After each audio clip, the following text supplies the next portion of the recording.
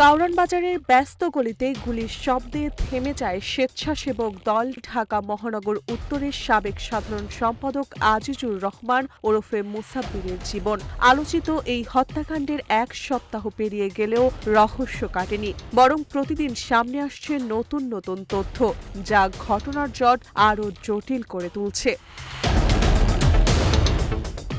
আইনশৃঙ্খলা বাহিনীর ইতিমধ্যেই ৪ আসামিকে গ্রেফতার করেছে। জিজ্ঞাসাবাদে পাওয়া গেছে বেশ কিছু গুরুত্বপূর্ণ ক্লু ও বিস্ফোরক তথ্য। তবে তদন্তের স্বার্থে এসব তথ্য এখনই প্রকাশ করতে চাইছে না গোয়েন্দারা। তাদের ভাষায় পুরো চিত্র স্পষ্ট করতে সময় লাগছে। কিউব হোল্ডিংসের গল্পে সেই রেখাটি আঁকা হয়েছিল আজ থেকে ১ যুগ আগে। নকশাই আমাদের ভাষা। Cube holdings limited. বিশ্বস্ত সূত্র থেকে জানা যায়, এই হত্যাকাণ্ডের পেছনে রয়েছে এক প্রভাবশালী ব্যক্তির ছায়া। তার গোপন আস্তানা থেকে ঘটনার অন্তত ১৫ দিন আগে বের করা হয় ৫টি আগ্নেয়াস্ত্র। এর মধ্যে ২টি ব্যবহার করা হয় কিলিং মিশনে, আর বাকি ৩টি রাখা হয় ব্যাকআপ হিসেবে। তবে ঘটনার পর থেকেই এসব অস্ত্রের কোনো হদিস নেই। গোয়েন্দারা বলছেন, অস্ত্র সরবরাহে ব্যবহার করা হয়েছে অত্যন্ত গোপন কাট আউট পদ্ধতি। এই পদ্ধতিতে অস্ত্র কয়েক হাত দূরে শুটারদের কাছে পৌঁছায়, কিন্তু বাহকরা কেউ কাউকে চিনতে পারে না। এমনকি তারা জানতো না অস্ত্র কোথায় ব্যবহার করতে হবে।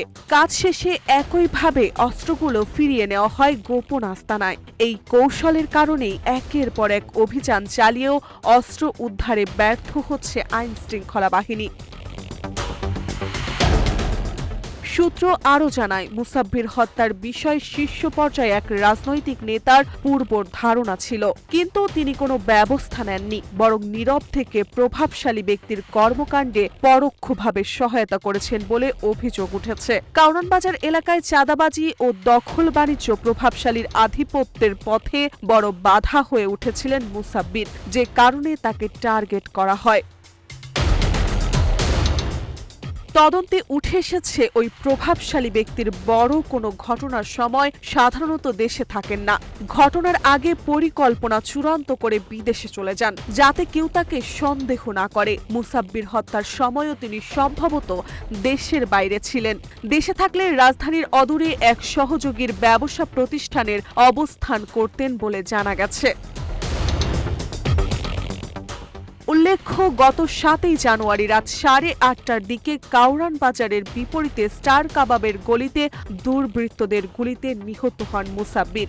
একই ঘটনায় গুলিবিদ্ধ হন ভ্যান চালক সমিতির সাধারণ সম্পাদক আবু সুফিয়ান ওরফে মাসুদ, যিনি এখনও ঢাকা মেডিকেল কলেজ হাসপাতালে মৃত্যুর সঙ্গে লড়ছেন।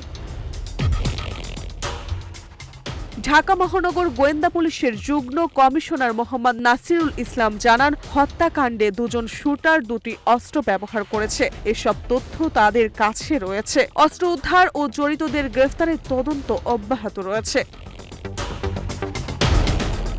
তবে প্রশ্ন থেকেই যাচ্ছে, এই অদৃশ্য প্রভাবশালী গোপন অস্ত্র আর কাট আউট পদ্ধতির জট কি আদৌ ভাঙবে, নাকি মুসাব্বির হত্যার রহস্য চাপা পড়ে যাবে অদৃশ্য শক্তির আড়ালে? মার্জিয়া মৌ, রূপালী বাংলাদেশ।